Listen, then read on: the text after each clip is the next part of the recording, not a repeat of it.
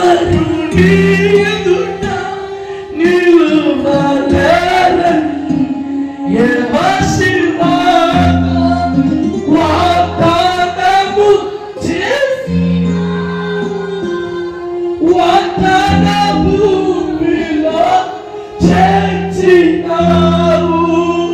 సర్వోన్నతుడా నీవే నాకు ఆశ్రయము. ఎవరు లేరు నాకు ఇలాగా, ఎవరు లేరు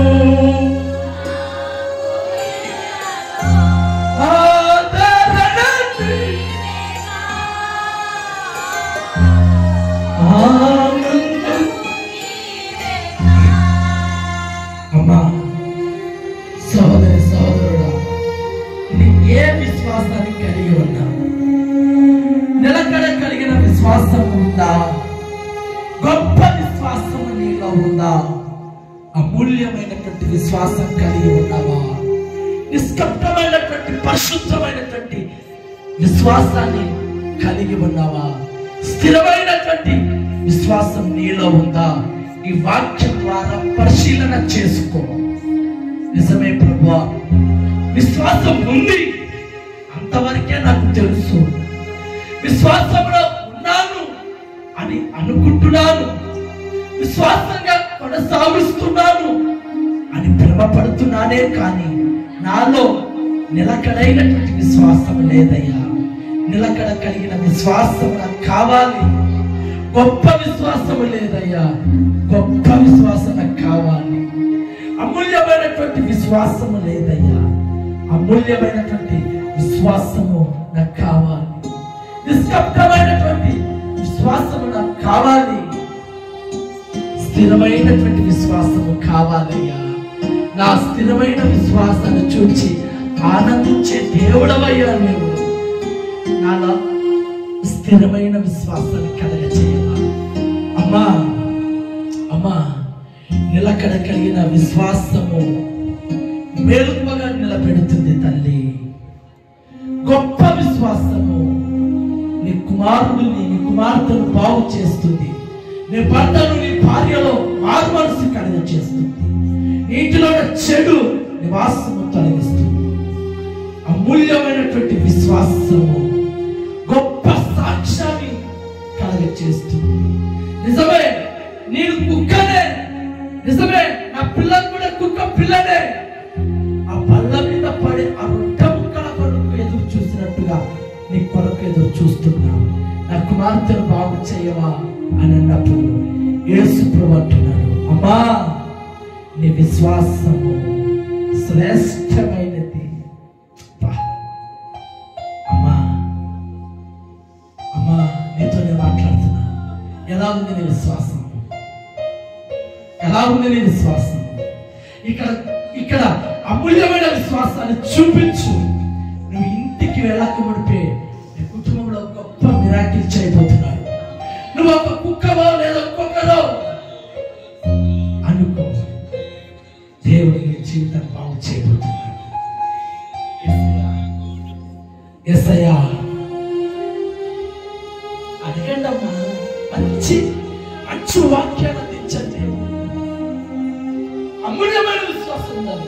నువ్వు కుక్కవి అని అన్నా పడిపోయాను. నిజమే నిజమే, ఆ కుక్క పైన చాలి చూపించవా అని చెప్పి అడుగుతుంది ఆ తల్లి. ఓ తల్లులారా, ఓ తండ్రులారా, మీ పిల్లల కొరకు అడగండి, మీ భర్తల కొరకు అడగండి, మీ భార్యల కొరకు అడగండి, మీ తోటి సహోదరుల కొరకు అడగండి. ఈ మధ్యాహ్నమే, ఈ రాత్రికే గొప్ప మనసు ప్రభు ఇచ్చుగాక. ఎప్పుడో తెలుసా? ఆ తల్లికి ఉన్న విశ్వాసం, ఆ తల్లిలో కనబడిన నిష్కపటమైనటువంటి విశ్వాసం, అమూల్యమైనటువంటి విశ్వాసం చూచినప్పుడు చివరిగా స్థిరమైన విశ్వాసం చూడాలి. అయ్యా, స్థిరమైన విశ్వాసాన్ని ప్రభు చూడాలి. చూచి ఆనందించేవాడు ఆయన. ఇక లేదేమో దేవునికి 5 రకాలైనటువంటి విశ్వాసం నేను ఉండాలి, కడవరకు ఉండాలి. చూడండి, శత్రుఘ్న మేషక అబేద్నెగోలను అగ్నిలో వేస్తామంటే కూడా చావడానికి సిద్ధపడ్డాడే, కానీ ఎక్కడ విశ్వాసంలో నుండి తొలగిపోలేదో. కార్యాలను సింహపు పోడులో వేస్తే సింహాలు పరక తింటాయి, చప్పుక తింటాయి, పీసు కూడా మాంసం కూడా మిగిలించదు అని తెలిసి కూడా దేవుని యందు స్థిరముగా విశ్వాసం పెట్టి ప్రార్థించాడు. సింహపు నోలను మూయించాడు దేవుడు, అగ్ని కాలవనివ్వకుండా చేశాడు. నేను చెబుతున్నాను, స్థిరమైన విశ్వాసం ఉంటే ఎవరి నోర్లు నీ మీదికి అన్నారో వారి నోర్లు మూయబడునుగాక. ఏ సమస్య చేత కాల్చబడుతున్నావో నలిగిపోతున్నావో ఆ అగ్ని కాలనివ్వకుండా, ఆ సమస్య కాలిపోనివ్వకుండా ప్రభు నీ దుఃఖాన్ని, నీ కన్నిటిని తుడవబోనుగాక, తుడుచునుగాక. ప్రార్థించండి. మన మధ్యలో ఉన్నటువంటి యేసుబాబు గారు ప్రార్థించడం సిద్ధపడుతున్నాడు. మొదటిగా నిలకడ కలిగిన విశ్వాసం, రెండవది గొప్ప విశ్వాసం, మూడవది అమూల్యమైన విశ్వాసం, నాలుగవది నిష్కపటమైన విశ్వాసం, ఐదవది స్థిర విశ్వాసం. ఈ 5 రకాలైనటువంటి విశ్వాసం కొరకు మన మధ్యలో వాడబడుతున్నటువంటి మరి యేసుబాబు గారు ప్రార్థన చేస్తారు. మోకరించి ప్రార్థన చేస్తారు.